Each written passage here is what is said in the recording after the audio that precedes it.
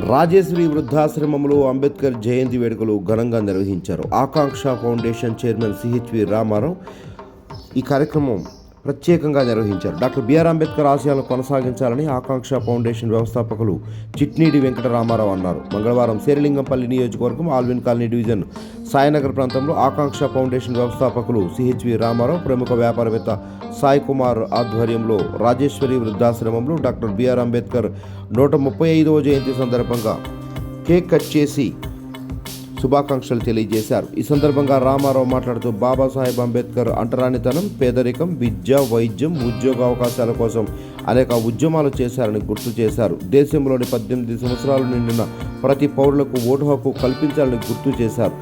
బాబాసాహెబ్ తన జ్ఞానాన్ని సిద్ధాంతాలకే పరిమితం చేయకుండా దేశ నిర్మాణంలో కార్యాచరణగా మార్చారన్నారు.